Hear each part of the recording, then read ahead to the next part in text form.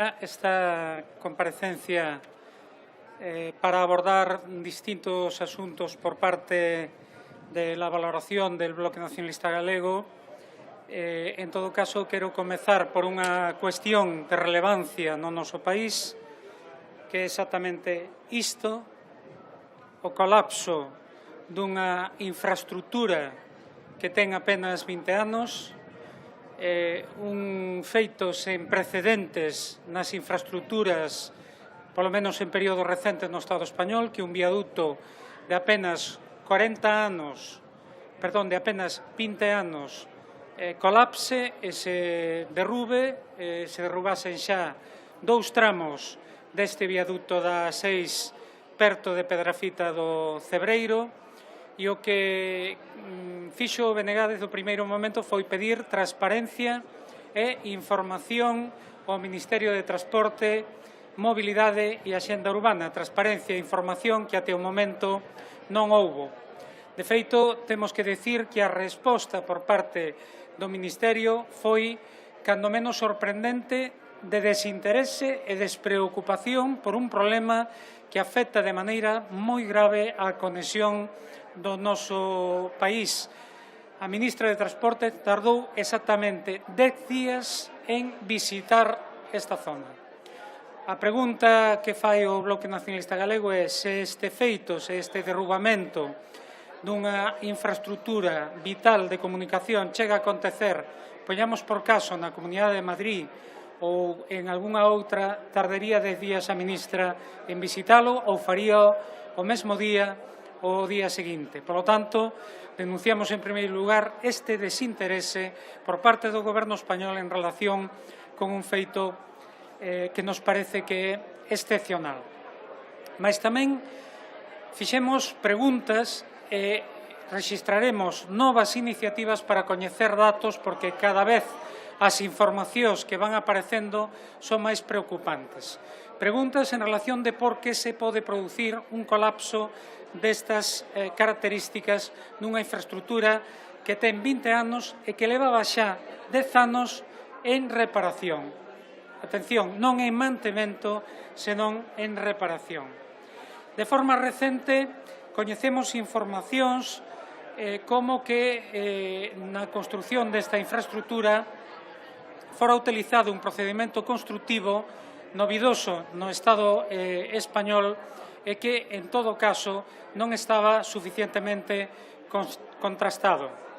A primeira información que se facilita por parte da Administración Pública é que se apreciaba corrosión nos cables metálicos que suxeitan os vans deste viaducto. Mais tamén, ao mesmo tempo, dáse a información de que eses cables xa foran sustituídos e, polo tanto, eran novos. Estas son informacións contradictorias. Por unha parte, tamén nos gustaría saber se o proxecto construtivo non preveu que era un viaducto nunha zona de montaña en que se producen moitas chuvias e frecuentes nevadas e, por tanto, utilización de sal e salmoira para deixar expeditas as vías, mas tamén o feito de que, se estaban modificados estes cables, se poida producir este derrubamento. Hoxe coñecemos, por exemplo, un informe realizado en 2003 e publicado na revista de Obras Públicas que alertaba de que nalgúns dos tramos construídos, en concreto no que colapsou, se optara por levar ao límite as posibilidades de prefabricación, obtendo estruturas moi esbeltas cun importante aforro de material e, por tanto, con un importante aforro económico. Quer decir que as empresas constructoras aforraron todo o posível na construción deste viaducto. E quen son as empresas constructoras? Pois son nada máis e nada menos que FCC e ACS. FCC cun 66% de participación e ACS cun 33% de participación. Apreciamos que desde o primeiro momento houbo interese por parte da Administración Pública tanto do Ministerio, que non respondeu a esas preguntas, como da Delegación do Goberno, en ocultar quen foran as empresas construtoras. Claro, son dúas das principais empresas construtoras do Estado español. E agora todo apunta a que houbo defectos no proceso construtivo e, por tanto, unha responsabilidade directa por parte destas construtoras que, en todo caso, estaba sendo xa asumida con esas reparacións que se realizan desde hai 10 anos por parte da propia Administración Pública do Ministerio de Fomento ou do MITMA neste momento, o que nos parece absolutamente inaceptable. Mais aínda, estas deficiencias na construción xa viñeran sendo denunciadas desde o inicio por parte do Bloque Nacionalista Galego. Eu teño aquí unha páxina dun medio de comunicación de Galiza en que do ano 2001 se di directamente que a oposición de Becerra califica de chapuza as obras da autovía precisamente neste tramo. Foi o Bloque Nacionalista Galego quen tomou a iniciativa de denunciar como se estaba producindo a construción destas obras. E quero lembrar que na altura o portavoz municipal no Concello de Becerreá, Antón Bau, foi detido por a policía precisamente por se encadear as máquinas excavadoras para paralizar unha construción dunha autovía que non se estaba realizando nas debidas condicións. Pero tamén sabemos, e isto foi denunciado, que as empresas construtoras FCC e ACS teñen unha relación directa coa corrupción do Partido Popular. E hai que lembrar que no momento en que se produciu a adxudicación deste tramo era ministro de Fomento Arias Salgado e presidente do Goberno Aznar. FCC, segundo as informacións que Modesto Fernández facilitou no proceso en relación con Luís Bárcenas, indica que foron entregadas cantidades por parte desta construtora e tamén por parte de ACS ao Partido Popular, concretamente FCC 108.000 euros e ACS 60.000 euros. É dicir, relación directa das empresas construtoras coa corrupción do Partido Popular, adxudicación por parte do Partido Popular de Arias Salgado e dun goberno de Aznar e, nesa medida, unha responsabilidade moi directa e sospeitas de que houbo unha actuación irregular por parte destes gobernos. Nesa liña, o Bloque Nacionalista Galego vai exixir, lóxicamente, responsabilidade se as houbese e absoluta claridade e transparencia á Administración Pública. Moi brevemente, en español sobre este asunto para os medios de comunicación de fuera de Galicia y sobre algún otro. El colapso del viaducto de la A6 nos preocupa por ser excepcional, por ser el único caso de un colapso de una infraestructura de estas características con solo 20 años de vigencia, una obra adjudicada en el periodo del Partido Popular, siendo presidente Aznar y ministro de Fomento Arias Salgado, a dos empresas como FCC y ACS, empresas al mismo tiempo involucradas en la corrupción del Partido Popular, con datos de entrega de cantidades de 108.000 euros y 66.000 euros respectivamente a Luís Bárcenas, con informes de que en el proceso constructivo se ahorraron en materiales y se siguió un procedimiento constructivo que no era habitual en el Estado español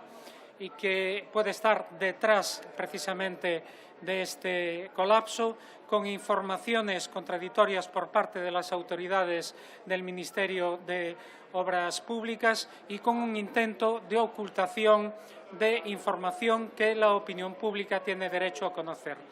El Bloque Nacionalista Galego ya registró diversas iniciativas, lo hará en función del conocimiento de nuevos datos e informes que apuntan a esta corrupción. Entre otras cosas, solicitamos una auditoría completa de las infraestructuras similares de la A6, de viaductos y túneles de la A6, para tener la absoluta certeza de que hay una seguridad en el uso de esta autovía. En relación con este asunto, nos preocupa que lo que parece un desinterés del Ministerio de Fomento históricamente e incluso actualmente del Ministerio de Transportes con las infraestructuras de Galicia, conozcamos que el grado de ejecución del presupuesto del año 2021 en nuestro país sea solo del 67%, en cuanto el de la Comunidad de Madrid es del 184%. Es decir, que mientras en Galicia se ejecuta poco más de la mitad, en Madrid se ejecuta prácticamente el doble del presupuesto adjudicado. Y hay que recordar que el presupuesto del año 2021, en el caso de Galicia, era el más bajo en 17 años, en los últimos 17 años, e inferior incluso al del año 2018 del Partido Popular. Por tanto, estamos delante de un claro ejemplo de discriminación a nuestro país en la actuación por parte del Gobierno del Estado, que nos parece absolutamente injustificable. Y reclamamos que se corrija esta actuación y que haya una ejecución total de los presupuestos del año 2021 y de los presupuestos también del año 2022. En tercer lugar, en relación con el anuncio por parte del Gobierno de que se va a bajar el IVA de la luz al 5%, nos parece que esta es una medida insuficiente y, en todo caso, que llega tarde. Quiero recordar que el Bloque Nacionalista Galego lleva meses, podemos decir años, porque lo hicimos a lo largo del año 2020 y del año 2021, reclamando la bajada del IVA de la luz al 4%. Al 4% porque este es un tipo establecido, el tipo superreducido establecido para los productos y bienes esenciales, y el caso de la luz es evidentemente un bien esencial. Frente a esto, el Gobierno optó por bajar solo al 10% de forma temporal, y ahora parece que incluso jugando ahí al máximo al 5%, no sabemos por qué al 5% y no al 4%, de manera permanente. Pero es una medida insuficiente si no viene acompañada también, para compensarla, de un impuesto a los beneficios extraordinarios de las eléctricas, que son empresas que hacen negocio, hay que recordarlo, con bienes públicos como el agua o el viento. Nos parece que esto es imprescindible, o con medidas como una modificación global de la regulación del sistema eléctrico para acabar con los beneficios llovidos del cielo, con el mercado marginalista, para que se pague por costes de producción y beneficios razonables, o si no se va a la creación de empresas públicas de electricidad que den margen a las administraciones públicas para actuar en el mercado eléctrico. En todo caso, nos parece que es positivo que el Gobierno al final vaya a aquellos elementos que el BNG lleva defendiendo durante mucho tiempo, pero, como digo, si no se anuncian otro tipo de medidas, nos parece que va a ser insuficiente, como lo vienen siendo todas las anteriores, tanto las adoptadas en el año 2021 como incluso las adoptadas recientemente, de topar el precio del gas en el mercado mayorista. Lo que hay que hacer es topar el precio de la electricidad en el mercado minorista al consumidor final, porque es la única manera, del precio del gas y de los carburantes, porque es la única manera de realmente controlar los precios y que esta situación no continúe empobreciendo a los más vulnerables, a las clases populares de nuestros pueblos y del Estado español. Y, por último, para el Bloque Nacionalista Galego, los resultados de las elecciones andaluzas y alguna moraleja, y alguna enseñanza o lección dejan en relación especialmente con el resultado del Partido Socialista es que como este Gobierno no empiece a cumplir sus compromisos y sus promesas electorales, vamos en la línea de facilitar la llegada de la derecha y de la ultraderecha al Gobierno del Estado. No somos precisamente las formaciones de izquierda o soberanistas que reclamamos más valentía, políticas realmente de transformación, políticas a favor de las mayorías sociales, de las clases populares y de los pueblos, las que ponemos en cuestión la